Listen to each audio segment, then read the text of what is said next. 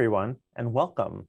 Thank you for joining us for today's Meet the Analyst webinar, The Future of Marketing, Automation, and Email Marketing. I'm your host, Jeremy Goldman, Director of the eMarketer Briefing at Insider Intelligence, coming to you live from our offices in Times Square. And I'm joined by my colleague, Principal Analyst Dave Franklin, also in New York City. Hey, Dave, great to have you here. Hi, Jeremy, great to be here. Before we get into the main presentation, I'd like to thank Adobe for making today's webinar possible. We'll be hearing later on from Brian Glover, Head of Product Marketing for Adobe Marketo Engage. Brian is joining us from Orange County, California. Hey, Brian. Hey, Jeremy. Thanks for having me today. Yeah, a few things before we dive in. We have a ton of information to share, but there's no need to take notes. We'll email you a link to view the slides and the full recording afterwards. But we do want you to participate. Just use the window on the lower right-hand side of your screen to submit any questions at any time during the presentation, and we'll get to as many as we can during the live Q&A. We also have a poll from Adobe that we encourage you to take, asking you which best describes your organization's most common approach to marketing automation. You'll find it below the video. We will reveal the results during the live Q&A portion. Okay, so Dave, let's get started. What's on the agenda for us today? Thanks, Jeremy. And as you said, we're looking at the future and the current state of marketing, automation, and email marketing. So I'm going to basically center my presentation around answering these three questions. And the first is sort of what's going on and why is marketing so challenging today, which is really going to lead us into the importance of automation and how automation can help marketers succeed in their roles. And then we'll look at how email and other channels are evolving. Email as obviously a central component, but working alongside other channels in every marketer's mix.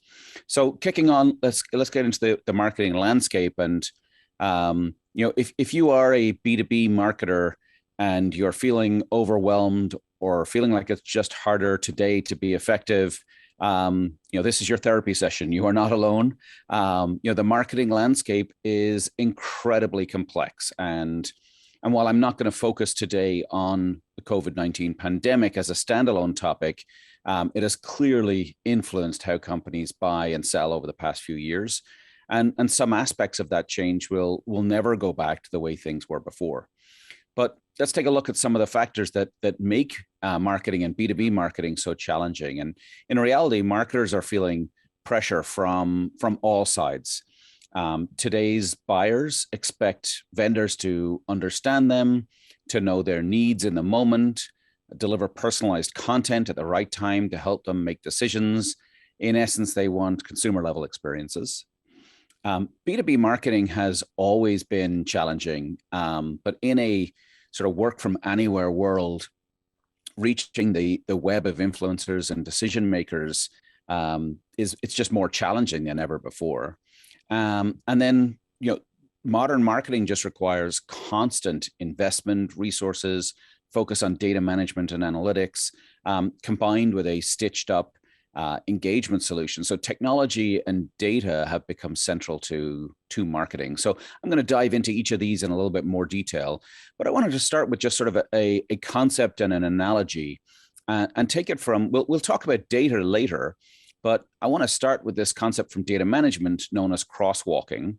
In technical terms, crosswalks show data management professionals where to put data from one scheme into a different scheme. And if I were to put that in sort of less geeky terms, crosswalking is all about recognizing that a B2B buyer is a person with a personal life, with a lot of interests outside of their work life. And by marrying personal and business data, B2B companies can gain a lot of intelligence into what makes the buyer tick and how to reach them. And like I say, I think it's a great metaphor for B2B marketing today in general. The gap between a buyer's expectation as a consumer and as a B2B buyer or influencer is narrowing.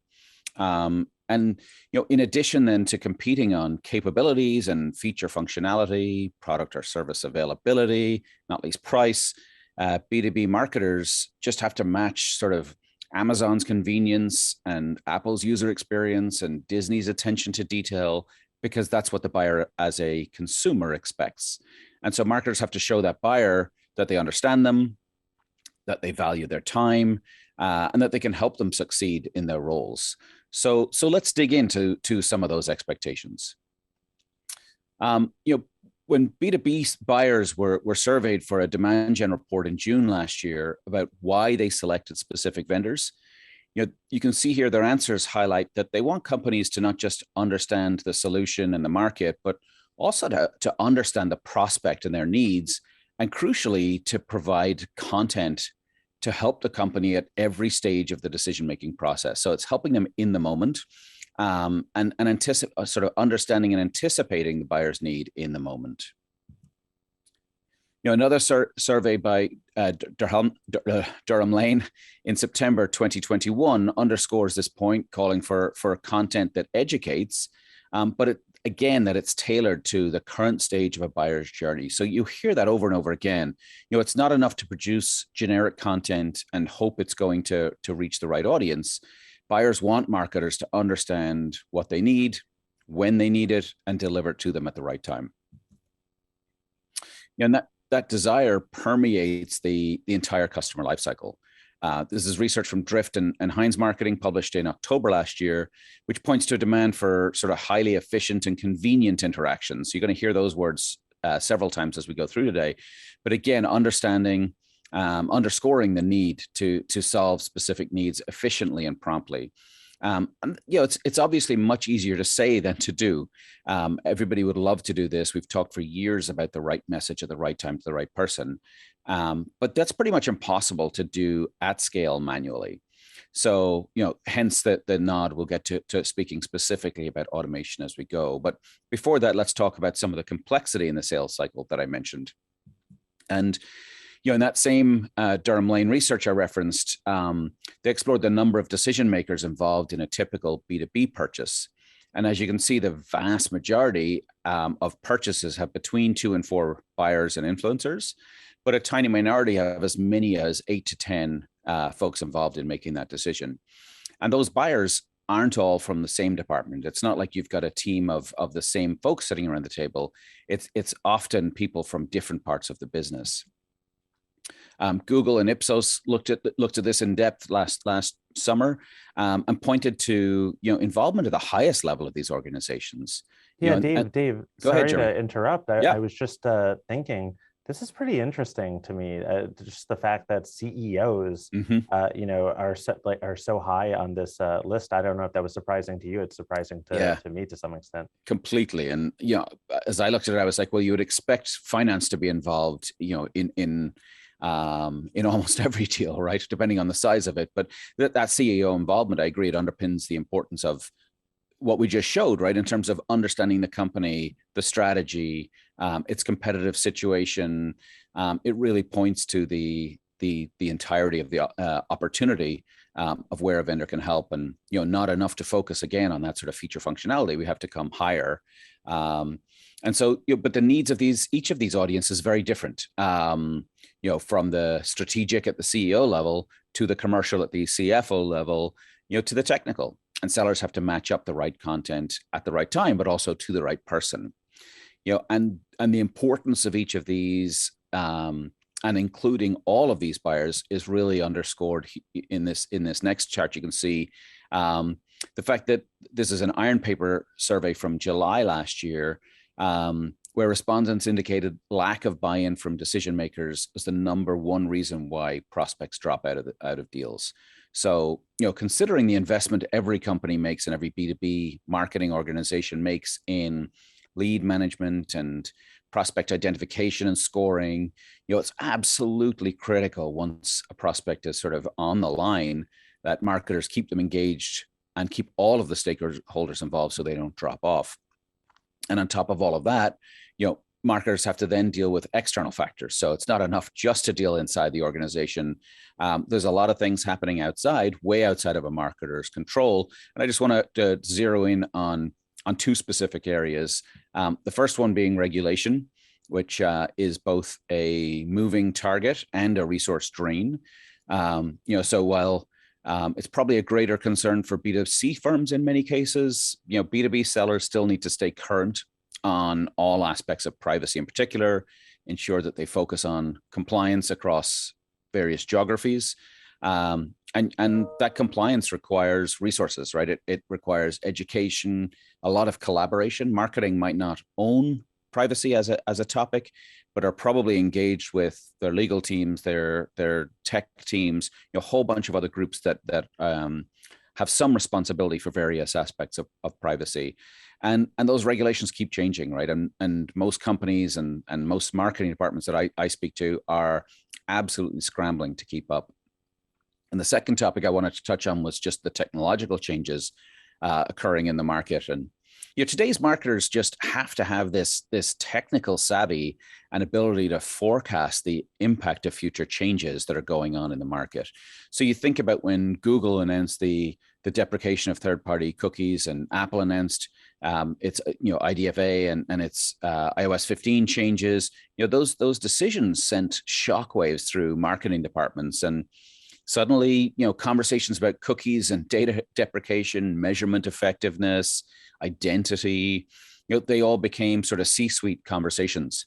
And as I mentioned a couple of moments ago, sort of, managing any one of these challenges and changes is really, really hard. But marketers have to deal with all of them and at the same time. And so, when you think about understanding buyers, their internal relationships, creating and surfacing the right content, delivering the right communication to each stakeholder, solving their specific needs in the moment. It's not hard to understand why the tenure of CMOs continues to decline. This stuff is really, really hard. And without the right data, analytics, technology, frankly, it's impossible, especially to do it at scale. So let's jump into that. Let's talk a little bit about marketing automation. That's what folks showed up to hear about. Let's start with buyer expectations around marketing automation.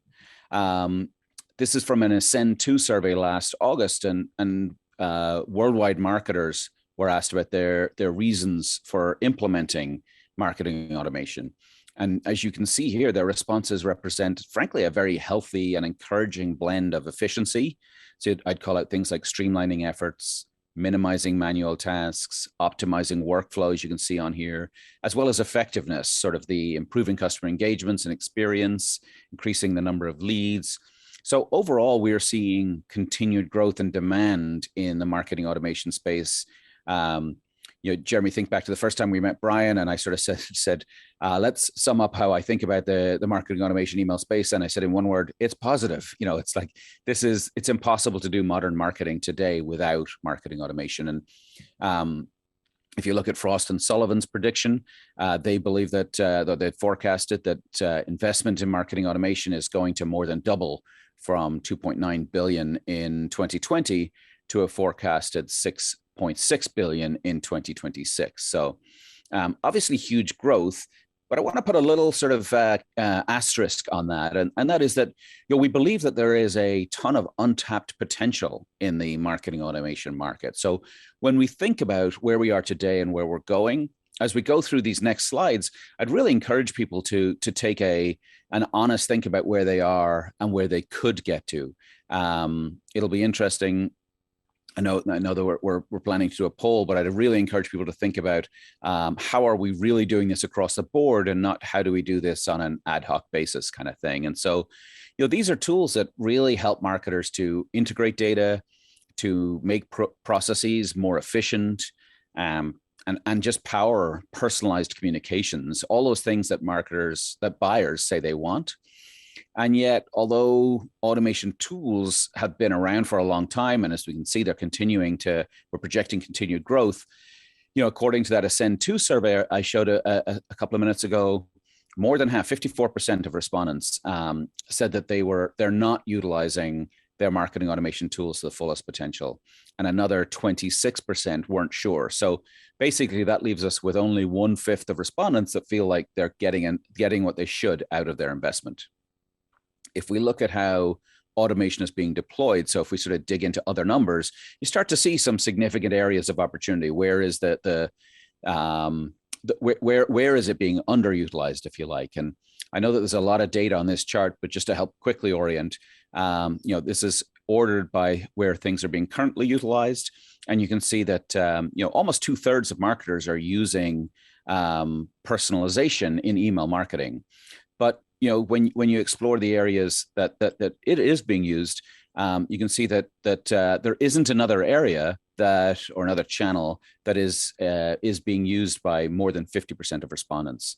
So you start to understand why 80% of those respondents from before believe that they're not getting enough from their investments. There's a lot of untapped potential here. It's interesting, by the way, Dave. There's a lot of, like, I see SMS marketing way down the list, and I know I've covered that for us in the past. Mm-hmm. It's just interesting that there are a lot of things that have high degrees of proven ROI that, despite that, the plan to implement number is quite low. Yeah, and obviously we talked about this with Brian at one point as well, right? And I agree. There's definitely opportunity. I think it's one of those areas where people have to tread extremely carefully. SMS is one of those areas where there's probably the most sensitivity, where respondents are most likely to switch you off if you get it wrong. And we were even saying it's kind of the discipline that folks have when it comes to SMS marketing is the discipline we should all have in every channel, being extremely cognizant of the value we're delivering, making sure that it's getting to the right person and delivering that value in the moment that it's going to be of most use. The other thing I would point out is just above that, Jeremy, is ABM. The sort of buzzword for the last couple of years in B2B marketing, not being utilized as broadly as I would have anticipated. And probably the biggest surprise is live chat being so low, but you can see the plan to implement that is significantly higher. And when we get onto the channel section later, I'll actually expand on a couple of those areas, both SMS and chat as we go.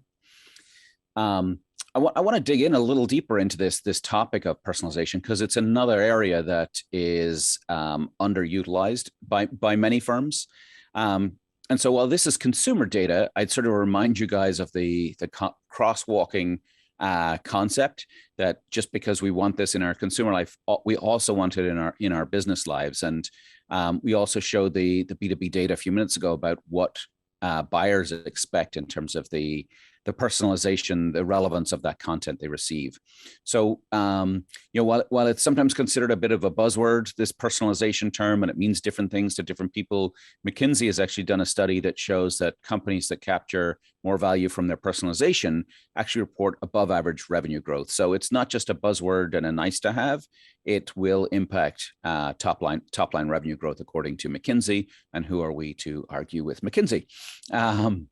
But at the same time, again, I think there's a lot of automatic answering sometimes that goes on with survey, where people sort of say, yep, we do personalization. And then when you scratch below the surface, you find that, it's kind of, putting somebody's name in a message is some form of personalization, but there's a general lack of maturity as it relates to personalization. And companies are much more likely just to do that very rudimentary drop a name in than they are to sort of think about what's your past purchase behavior or your past interaction data that might signal your preferences or your intent. Other really, really valuable indicators that it's not saying you shouldn't do those other things, but you can gain significantly more value and be even more relevant by digging deeper into data and making truly personalized decisions. So why aren't marketers doing more?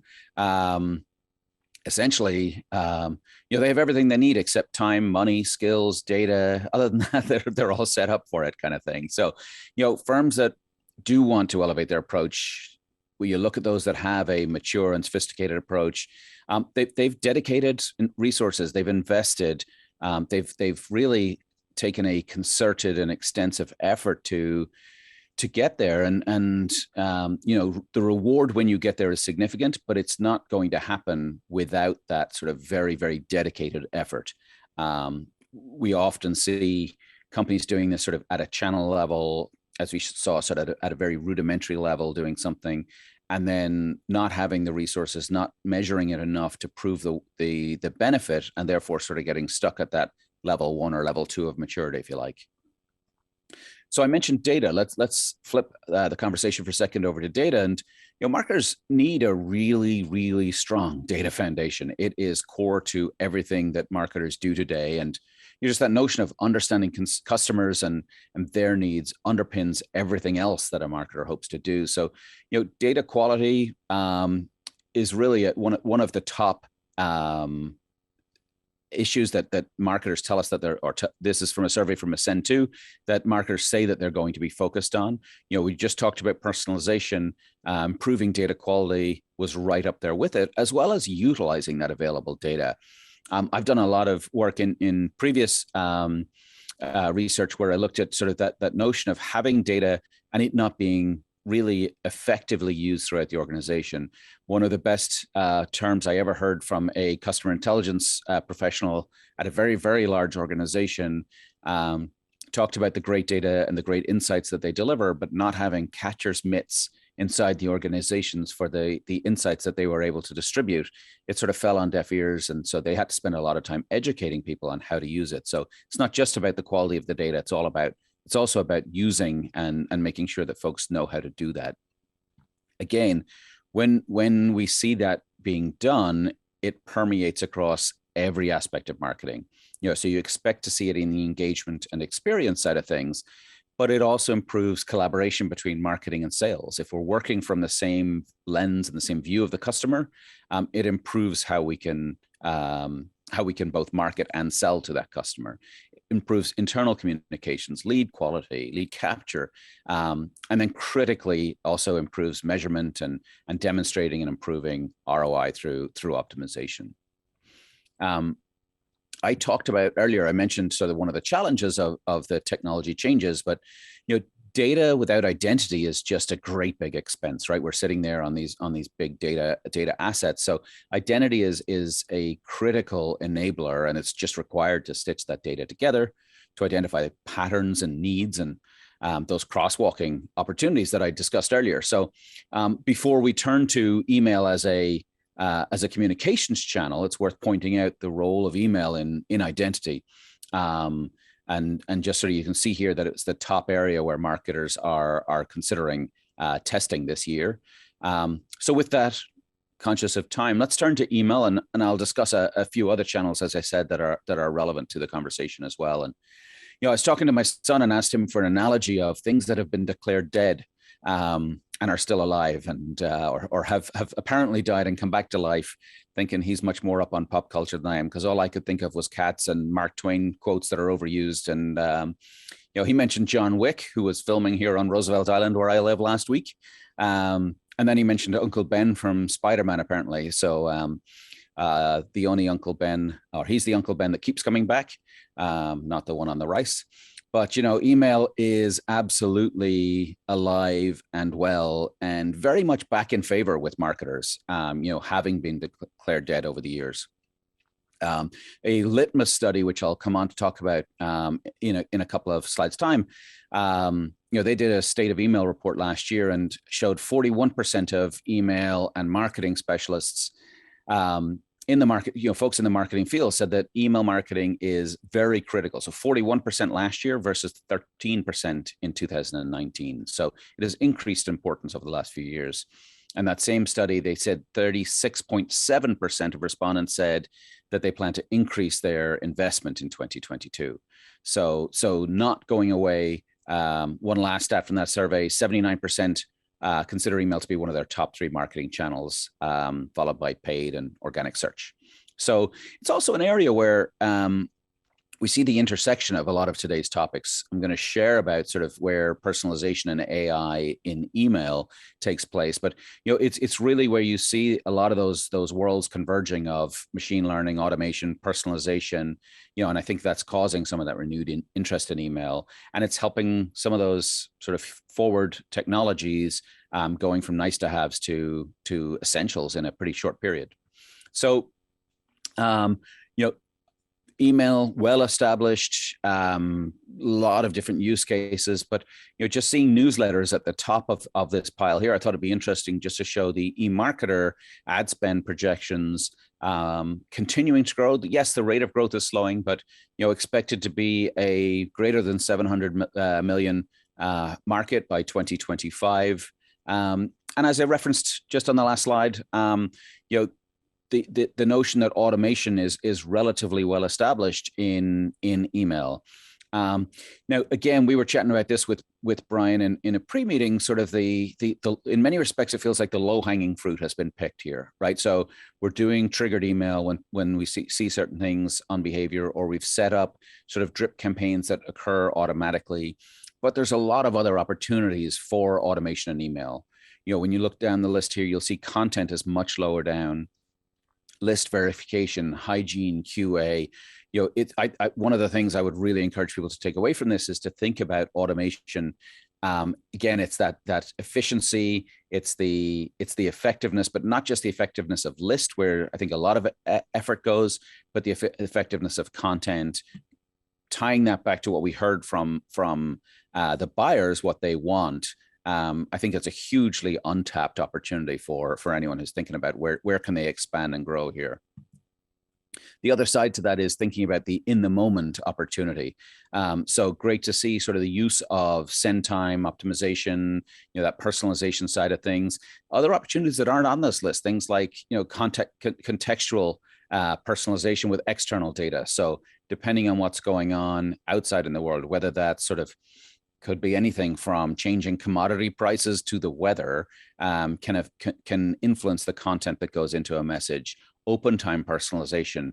If you had an offer on and that offer has expired by the time the person opens the email, you can change that content once that gets opened if you're leveraging open time personalization. So lots of opportunities to really elevate how we're using these technologies. But as I said, let's take a look at a couple of other channels as well, because I think marketers are sort of taking their lead from other channels to some extent. You can see email here expected to decline this year, but currently, or the year before, in the lead in terms of where conversational marketing is being used. Dave, sorry to cut in. Please. I was just going to say that's so interesting. If you notice, I'm sure you probably did, you know, that minus 17% is so close to the plus 16% for online live chat. It almost seems to me like people have realized, listen, email is great. It has a lot of purposes, but for conversational purposes and immediacy, might not be the best approach. 100% agree. Yep. And I think, you know, there's times, I think email from a service point of view, you know, it can, sometimes it's the only choice you have. But if you're getting into this truly conversational, you know, email is stop start, right? I send it, I wait for a response. Whereas, as you say, the sort of chat component, it makes sense that would increase. I thought the other thing that was interesting here was you look at online chat versus chat bot. While they're both growing, we want that live interaction. We want to know there's somebody on the end of the computer, or we're convinced there's somebody on the end of the computer. Happier to see that live conversation rather than just a chat bot. Ultimately, what we want is an answer to our question, right? So actually, if I jump onto the next slide, you know, it's you know, staying on this conversational marketing topic. All of these things focus on the buyer needs, right? That's what we're looking for. So the quicker we can get that answer, almost to some extent, the channel becomes irrelevant if I get the answer to my question. But you can see here just this notion of immediacy, you know, getting my answer in real time, efficient, accelerated, you know, these are the words that are popping in here. So while it's valuable as a transactional tool, the thing I would say that's missing from this list is sort of the opportunity to leverage conversational approaches to broaden and deepen relationships, where this is much more about getting people through the funnel or through the process if it's a service interaction, and less about how do I build a relationship and deepen the relationship with a client. I want to quickly talk, you asked the question earlier on, right, about SMS. And, you know, again, as I referenced, it's sort of this very time sensitive messaging, highly relevant, extreme sensitivity, as I mentioned.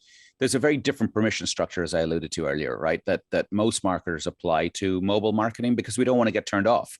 And as I said, that's what we need to apply to everything. And you know, the other thing I would say is you know, there are opportunities, probably greater opportunities. You look at these examples; these are obviously B2C examples. When I don't think there's too much B2B going on about the transit commute notifications, that type of thing, but or filling a prescription. But you know, there are opportunities for B2B marketers to leverage SMS. You just have to wade into those waters very, very cautiously, and like I say, carry that caution over to other channels. So I want to talk briefly about measurement. And I talked about data, and I bring it full circle, sort of talk about measurement, which again, similarly, there's a huge need for investment and focus. Also points back to that the relationship with the CFO. Talking to finance marketers today. I just finished a CMO report, and heard from every interview I did at some of the largest organizations in the world. I asked them who was their biggest ally internally, and the most frequent answer was the CFO. So, all that measurement requires the right tools. It requires sort of also asking and answering the right questions to drive the business. And I think where we can see evolution on this slide is it's not just about measuring channel success. So you can see, social sharing tools and email a little further down, which is great to see. Companies are starting to think more holistically about measurement and ROI than in years past. So let me just sort of to leave you with some sort of what can you take away from here and start implementing tomorrow? And I would just, in some respects, a summary, sort of say, recognize that whole customer and their needs. Understand the intersection of the B2B and B2C expectations, as I said, and remember that those B2C expectations raise the stakes for B2B experiences raise the stakes for their B2B expectations. And also recognize that a buyer is part of a team, that each one of those has different experiences and expectations. Implement a holistic approach. I just referenced to automation. Start with understanding the buyer's needs, their journey, implementing cross-channel automation, and critically focus on both effectiveness and efficiency, not one or the other. You've heard me use the word invest a few times. Invest in the technical resources, the expertise, and the data. You have to constantly be evolving, because if you stay with your current investment, it's going to atrophy really, really quickly.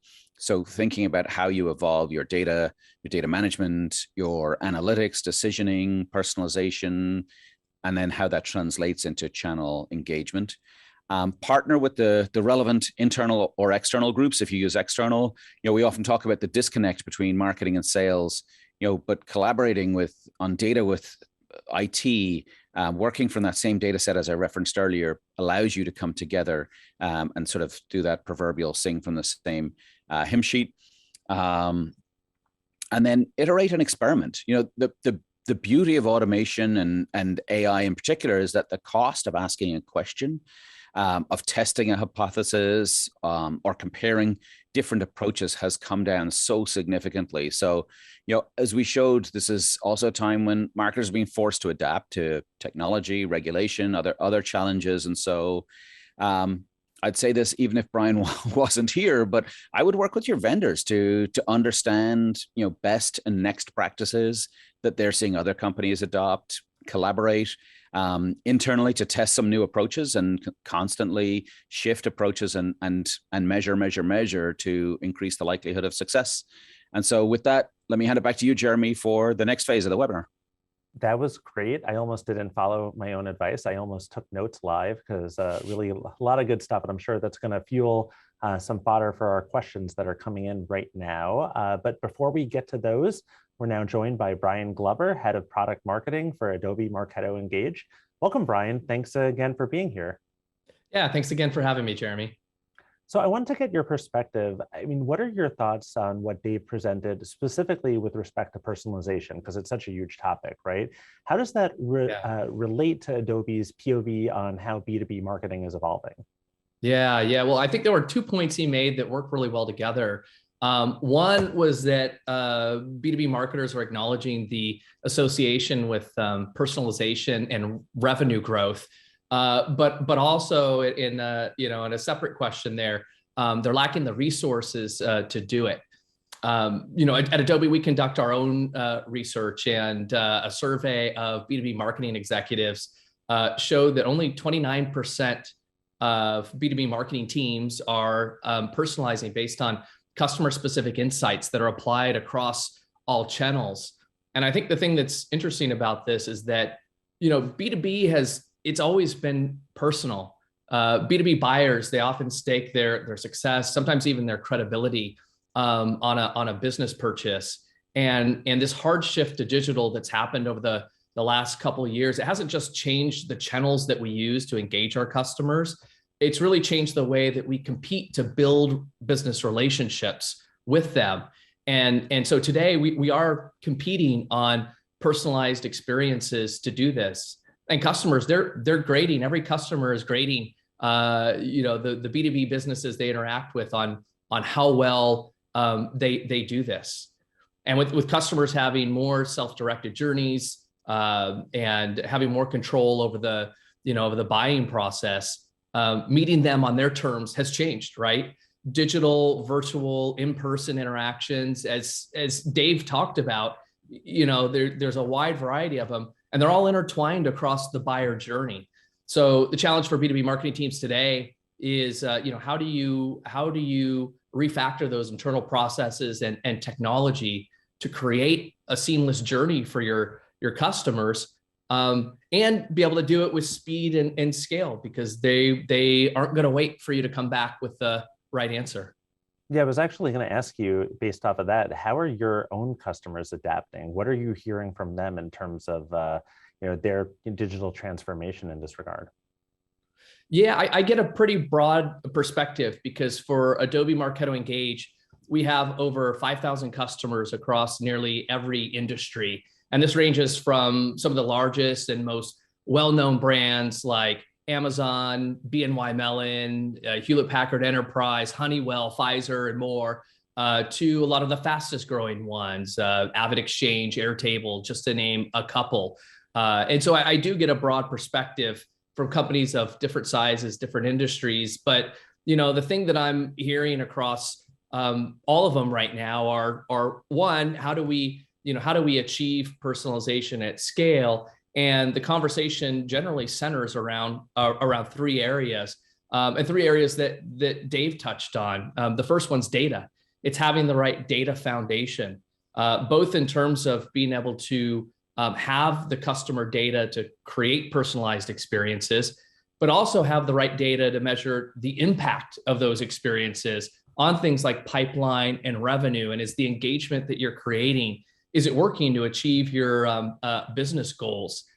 In the survey that I mentioned, the Adobe survey, 86% of the respondents plan to implement or work on marketing attribution in 2022. But what I found interesting was that only 35% 35% of those respondents are only using attribution for single touch. So measuring that first touch or that last touch. And so if you want to know what channels and what content are working right across the entire customer journey, you have to be able to understand the impact of all those touch points on pipeline and revenue. So that's one, the centralized customer data. I hear quite a bit about, hey, how do we bring our channels together? How do we orchestrate these experiences across channels? We've been investing in digital, we've been investing in all these channels, but they tend to be siloed, right? And so can our marketing automation system help us to orchestrate these experiences? And the answer is yes. And customers should continue to invest in channels like email. That part of the discussion stood out to me as well, because email continues to be king among digital channels for business professionals. So it does tend to be one of the primary ways that you can still reach a business professional, but there are emerging channels, right? Like Dave discussed, chat, for example, is a very interesting one where a lot of customers are investing because of the responsiveness and the interactivity that it creates in favor of what the customer's trying to do, right? Which is to find a solution to their problem. Adobe's research showed that over half of the respondents we talked to are planning to implement some type of chat capability in 2022. And then I would say the last area that I tend to find myself in a lot of discussions around is stronger marketing and sales coordination. With B2B marketing evolving to what turns out to be for most customers a hybrid between more classic inbound lead generation, lead management processes and account-based marketing. marketing and sales have to work more closely together than ever before. And it's actually the more mature companies that are more aligned around the fact that marketing and sales need to work together even more closely. And that's because of what I said before, these, these in-person and digital and virtual touch points across, intertwined across the buyer journey. If a customer wants to self-serve, they need to be able to self-serve. If they want to be able to interact with a person, they need to be able to do that. If they want to pick up the phone and talk to someone, they need to be able to do that regardless of where they are in the buyer journey. And so I find myself in a lot of discussions around how marketing automation can help to centralize and create an omni-channel strategy that helps to achieve those goals. I think, which is great because you actually even anticipated my next question, which is about, listeners looking to advance their digital marketing maturity. So you read my mind. So skipping even past that, I want to ask you, because I know we want to get to those questions. For anyone who wants to learn more, what resources are there out there? Where should they go? What should they do? Yeah, well, the first thing to do is to check out the ebook that's right below the video player on powering up your customer experience with Marketo Engage. And then I would say the next thing to do is join us at Adobe Summit, March 15th through 17th. This is a virtual and free event for everyone. You're going to hear from thought leaders like Michael Pollan, Mo Gaudat, and Ryan Reynolds as well. You'll hear from Marketo Engage customers like Honeywell, Bayer, IBM, F5, and all of it's on demand afterwards, just in case you don't catch it. So a great place to come and learn more about the best practices, how-to tips, and real-life examples. Wow, that's great. Yeah, thank you, Brian. Love that. Now it's time. We should get to our audience Q&A. We've received a lot of great questions. Danny from Orlando wants to know, there's so much value in automation, yet you do hear some cautionary tales about quote unquote bad automation, his words. Dave, how can organizations embrace automation without succumbing to lazier practices? I would go back to a little bit what we talked around when I was mentioning about SMS and how disciplined marketers have demonstrated that they're able to be disciplined, right? So it is in some respects that quote unquote good, as Danny called it, or bad is a choice. And so I think it's starting from genuine objectives. What's the value that we can deliver to the recipient? And how are we going to get that to them? What's the most effective content to get to them at what time? I think if you're starting from that point of view, then everything else falls into place. I think too often it's, I'm gonna do a little bit of segmentation. I'm gonna cull down my list a little. My list isn't big enough. I'm gonna throw a few people back onto that list. I'm gonna send the same thing to everybody. So it's avoiding those practices. When email started to emerge as a marketing channel, it's sort of a little bit of where things started to go wrong, because the quote unquote, it was free, where in an old direct marketing world, it cost to print, it cost to mail. And so there was a bit more discipline. And I think I point to mobile often as it's a return to that discipline, because the sensitivity of the recipient and the ability for them to switch us off sharpens the mind and encourages us to quote unquote do the right thing, as it were. So Brian, I don't know if you have a perspective on that. Yeah, I would just say that you have your external audience of customers, which I feel like you covered well, and you have your internal audience for most B2B marketers, which is sales. So you want to make sure that you are making those steps towards using marketing automation to do the heavy lifting of getting the engagement with your customers. But equally so, investing in the lead scoring, investing in the processes and the handoff that ensure that for the engagement that you have, you're getting the full value out of it downstream with the sales organization. Yeah, that's really good points, guys. Paul from Utica wanted to know, says, Dave, you showed an interesting chart on how there's so many areas that marketers can employ automation, like we were talking before. But for many of those areas, less than 20% plan on implementing. Why isn't there more of a consensus on what are the quote unquote best areas to automate? So I think there's an element to which it differs by company. I think there's probably a bigger element to which companies haven't really done the thinking. You know, it as I said earlier, it requires not just investment but focus and investment, right? So start with measuring, start with understanding where is the biggest opportunity, and that opportunity, you know, it's a classic sort of where are we trying to get to, and where are we today, and how are we going to bridge the gap. You know, so that is going to differ a little bit company to company. And as I also said, I think, you know, some of it is talk to partners, talk to your vendors, understand like where are companies seeing immediate successes, because, you know, for most companies, you're not going to do this in one foul swoop. It's not going to be go out and overhaul everything overnight. It's going to be, you know, hit the singles rather than the grand slams. And so what are those easier first steps that you can take, and think about moving up maturity in steps rather than taking a massive leap.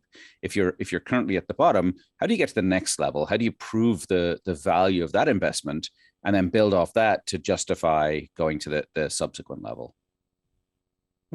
That's yeah. You know, by the way, I actually want to shift gears for a second because we've closed our poll.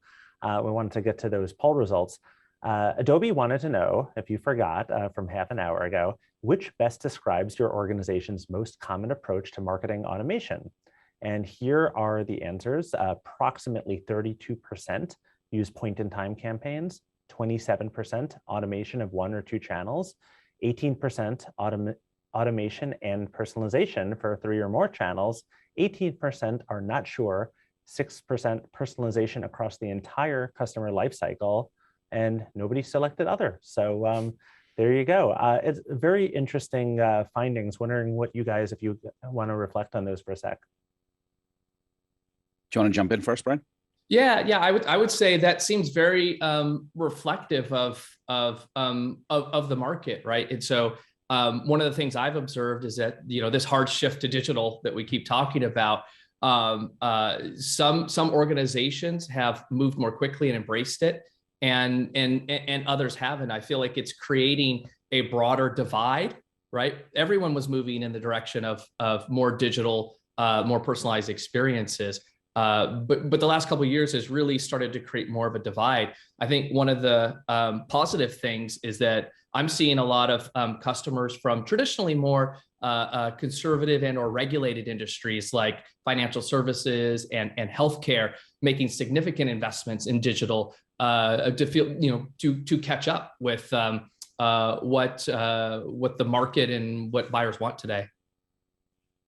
Yeah, and I would say, Jeremy, I didn't scribble the numbers down as you were saying them, but my in the moment reaction was everyone was pretty honest. You know, as Brian said, it's that's sort of the distribution that you might not expect from a poll, but that when we've done actual going and looking at what companies do, that's sort of the distribution I would expect. And it sort of points back to the previous question, I think, from the gentleman from Utica, that the reason that everybody's not focused on the same thing is that everyone's starting from a different place, right? So if you're doing point in you know, single channel or point solution, then what you're trying to do next is determined by that versus that 6-ish%, I think you said, that are at that sort of cross-channel or omni-channel level.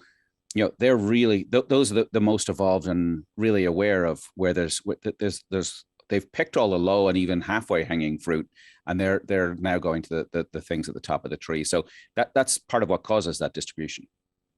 Halfway hanging fruit. I love that. I know. I just never heard of that before. Well, we got to buy the domain right after this.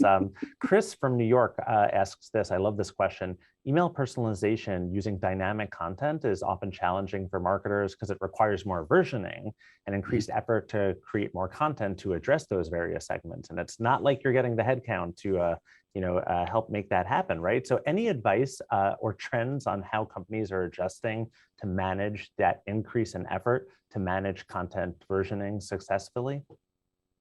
And Brian, we spoke briefly about this. Why don't you jump in first, and I can add anything if I have anything to add. Yeah. You know, there's a lot of focus right now on data, getting your data in order, and personalization absolutely requires a lot of content.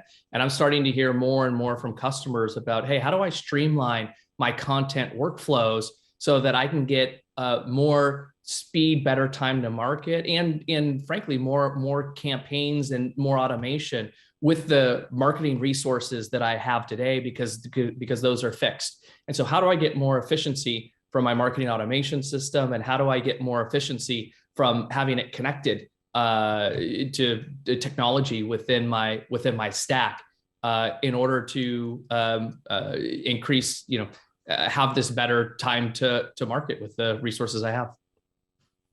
Yeah, and I think, Jeremy, this is one of those areas where, for a more sophisticated marketer, you hit a point in which you can sort of drill into your data to such a level that you can understand the customer so well, but not have the content that would be. So then it's a matter of going to what's most relevant in the moment, right? And so the atomization of content, and then that notion of content optimization, marrying that up with all of the other forms of segmentation and analyses, is where you get there. And I think you only see that at the really advanced companies. You very often see people look at, let me do list segmentation, and we saw it earlier, the sort of triggered campaign, and it's kind of somebody took action A, therefore do this, and it's very basic, and it's sort of it's the Boolean extent of personalization. It's this and that and that and that, and then what content do I have? I'm thinking about it differently too. Like when you're looking at results, so blue is the most effective color to take it to a really basic level. It's like, okay, which blue? And is it always blue? And sort of continually, again, I go back to that sort of, the cost of asking a question has come down. So it's constantly asking and answering those questions. We had two questions from two very different locales that I want to kind of merge for you guys. Nicole from Colorado and Bogdan from Europe. They're kind of asking about the differences between SMBs and enterprise with respect to automation. And they're asking also, can you expect a satisfactory ROI for marketing automation for an SMB? Because you do have that lower scale. So does it pay off in the same way?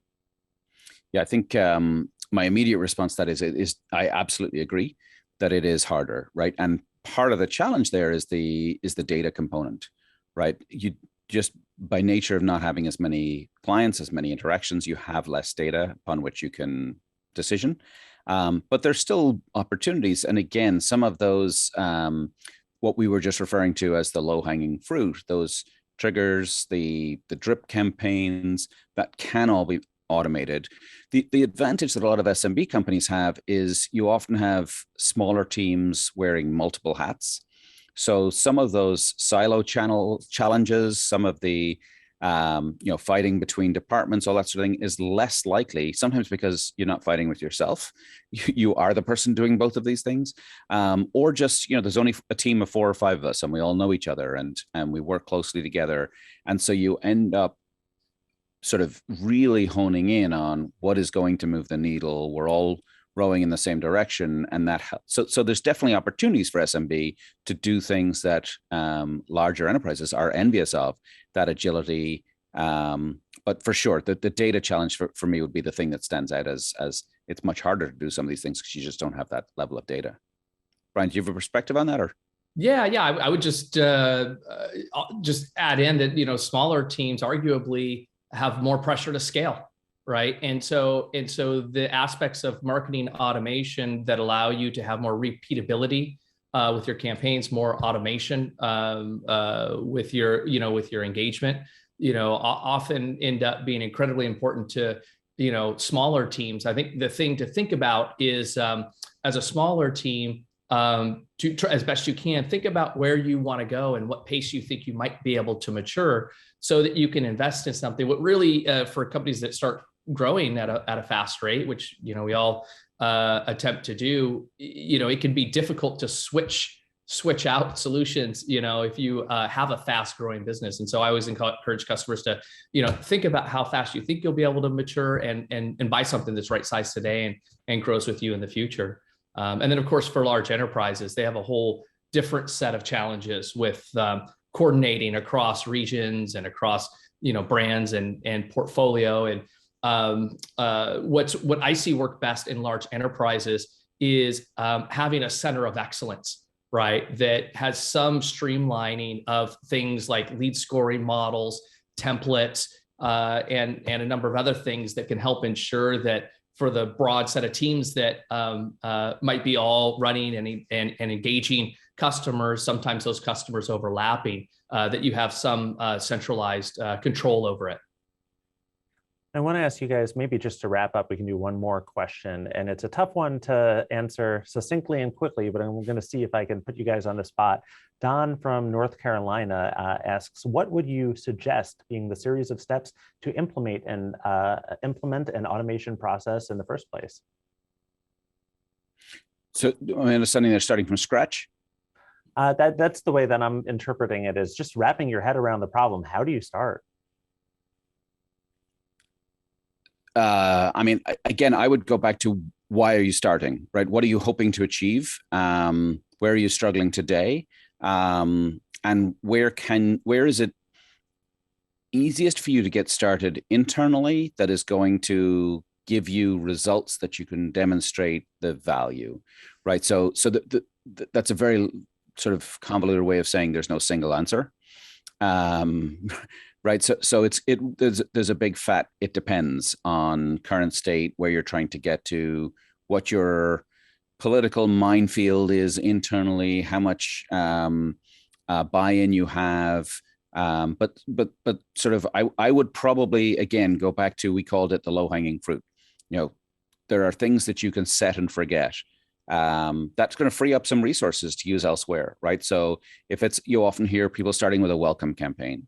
You bring on a new client, you're going to send them this day 1, this day 3, this day 5, this day 7, and think about what's the value. And everyone's getting the same thing initially, but suddenly you've freed up some resources and you've got, you know, hopefully new customers that are feeling the love from you guys and benefiting from those communication. Yeah. I would just echo that, Dave, in terms of working backwards from your goals, right? What are your goals? And what are you trying to achieve? And then from there, it's easy to kind of work backward, you know, up the proverbial funnel in terms of how much demand do I need to create for the field, right? How many campaigns do I need to run to be able to do that? And what's the gap between where you are and where you need to go? Because it's generally some combination of higher engaging content, higher engaging campaigns, and more efficiency for the size of the team that you have now. That gets customers to, you know, from you know, point A to point B, and so working backwards, right, and having that perspective is incredibly helpful for deciding and you know, informing like what type of investment do I need to make from a technology or process perspective. Well, that was great, both of you guys. Unfortunately, that is all the time we have for today. I'd love to get to some more questions, but maybe next time. Thanks again to Dave for joining us, and a very special thanks to Brian and to the team at Adobe. Our eMarketer production crew behind the scenes also deserves a huge thank you for making this webinar possible. As promised, we'll be emailing you soon with a link to the slides and the full recording. Before we wrap up, though, let me take a moment to let you know what's happening across all of eMarketer's media channels. You can register for upcoming live analyst and tech talk webinars at emarketer.com/webinars. And on the audio side, don't forget to tune in to Behind the Numbers, eMarketer's daily podcast at emarketer.com/podcast. And finally, please check out our newsletters. Thank you for joining us and enjoy the rest of your day.